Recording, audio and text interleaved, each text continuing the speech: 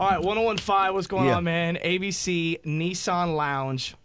We got the homie, the West Coast fam, Kendrick Lamar live in the building. My dude. Kendrick Lamar. All right, let's talk about the record you got out. Yeah. With good old, I don't know if you've heard of him, Dr. Dre. Yeah. Produced by Snoop Dogg. Snoop Dogg. So let's talk about the record. I mean, dude, do you like pinch yourself, bro, and realize that Dr. Dre is on your record? Like, do you understand that? Yeah, that's crazy, right? Yeah. Yeah, I wake up every morning. I think about it. I mean, these are like the people you're influenced by, you know what I'm saying? These are the people that, like, all of us.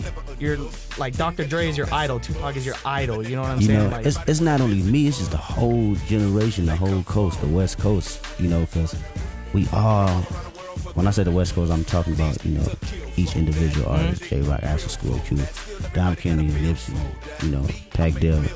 We all coming from that same ground of grinding and working. So when they look at me on that stage and they crowning me like that, you know, that was all of our crown at one point in time. You know what I'm saying? Yeah, and I saw that video of Game, like, saying, and that was kind of like the first time, like, I really started checking for you, because he was like, yo, man, this is the dude, like, the dude who's going to lead the West Coast. I'm like, word? Who is this guy? So, I mean, that's what kind of intrigued me, man. Yeah. That's interesting. I got the music to back it for sure. That wasn't no fluke words up there, boy. I know. and so you got the album also coming up this summer, I'm assuming, right? Yeah, definitely. No particular date, but we gearing up for it. Right. Summertime, really sometime. Give me, like, your top 5 features that you on your dream album you would want. On the dream Dead or album? alive, it don't even matter. Dead or alive. Bob Marley. Fire. Pac, Biggie, Sade. Sade, who else? You got one more. I got one more. I gotta make this one a great one. You gotta bring someone from the new school in, I feel like. From the new school? Yeah, that you're like, yo, we're gonna continue to put the West on the map. From the new school. Black Hippie.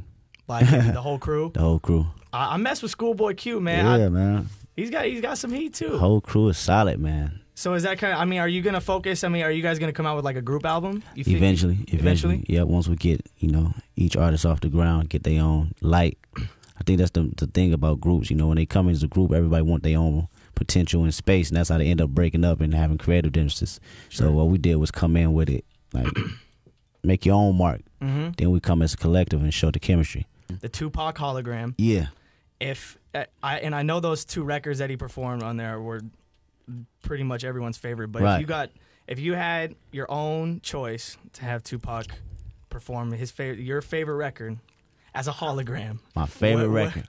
What is he performing for Kendrick Lamar? My favorite record would probably be give me a couple of them. 21 Gun Salute. Absolutely. Who Do You Believe In? Dear Mama. You know, it used to be my favorite song as a kid. How Do You Want It? Oh, yes. I don't know why I used to love Casey that and song. JoJo. Dude. Yeah. Come on, man. As a kid, though, that was like, I don't know. It made me feel like I was grown for some reason, like rolling with my father and shit. I felt grown. You want to go on tour with a hologram Tupac, don't you? Nah. You don't want to? I can't do it. No way. I can't do it. Right. Dre only did it for that one particular thing too. You don't want to burn it out. We're talking about it, but you don't want to burn that out. Yeah, absolutely not. Tell me, out of Snoop and Dre, what is the best piece of advice either one of them has given you? Like, and you can choose either one. Never lose the passion for the music. Because when you lose the passion for the music, you end up just chasing the dollar, and that's when your music fall off, and the dollar be gone too. Simple as they put it, both of them. He said they've seen it with too many artists. You know, they get to a point where they're big-headed and stop caring about the music, just want to make the money. Everything fall off. You know, they forget where they come from, and, you know, they be in a bad space. That's why Dre and Snoop in good pockets they in, because they good people at the end of the day. Do you miss the independent side, man? It's the same thing, TD, because we're not letting the major, you know, come and mix up the progress we got going, the process, and, you know, how we move. It's basically them being on our team now and, you know, understand the movement we got going on. What are some things that, like, a typical person could not relate to an artist of your stature? A typical person? Yeah, like, I mean, because there are people that, like, just don't understand. They're like, maybe an artist, like, is going through something, and, you know, they come into a radio station one day, and they're like, they're not in a great mood, and they're like, why aren't they coming in a great mood? Now I'm not going to buy their album. You know what I'm saying? Yeah. But, like, they don't really understand, like, what's going on in your head or, like, what's happening. They, you know, a typical person forget that you human being. Right. You just like, you know, person in the mirror, person you look at in the street. You know, you're human first before an artist. But I take that upon myself. I think, you know, it's an artist's responsibility to always, you know, turn it on and you know, try to alleviate the problems when doing work. You never want to bring that into an atmosphere. I never want to bring negative energy into a radio station or an interview or a show. You never want to do that because these people paid to come see you. This is your job. You don't want your personal life to interfere with that. So you got to always be in positive spirits about it, man. Absolutely. So, but what would be like a common misconception or something that the people like legitimately cannot relate to? This will be a big one. Not relating to the fact that, you know, you with your little brother or, you know, you taking him to the doctor's office and they see you going into the hospital and they want to take a picture with you. You got your little brother and obviously he's sick. He got a gown on, you know, and the hardest thing to do, well, the biggest thing that people understand is you can't always take advantage, you know, of your favorite artist or your favorite rapper or singer. You got to know they're human beings too. So if you see this person walking in a hospital carrying their little brother that's sick, you should know, you know, out of respect, not to ask for a picture or to even throw yourself at it and not, you know, be concerned about the little boy that's in your arms. I've been in that situation. And I think it's crazy because people don't understand that, like, TMZ would be the first people in there trying to wonder why you're in a hospital. Right, exactly. So. And then, you know, it's cool if you ask, but if you get mad about it and the person says no, sure, that's a whole nother situation. You know what I mean? That's, you know, that's all on the artist himself to feel like, to be like, oh, you can't respect that, then so be it. Right. You know, that's how I look at it because people got to understand, you know, we human beings too, and situations happen.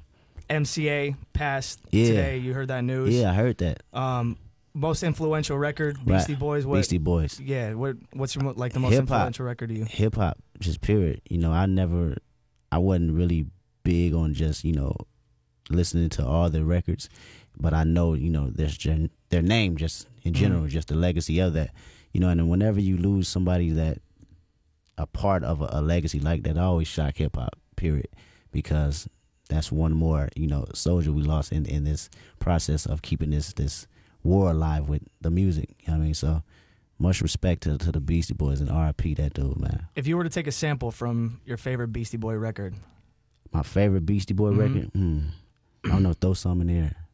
Don't Sleep Till Brooklyn, man. Don't Sleep Till Brooklyn.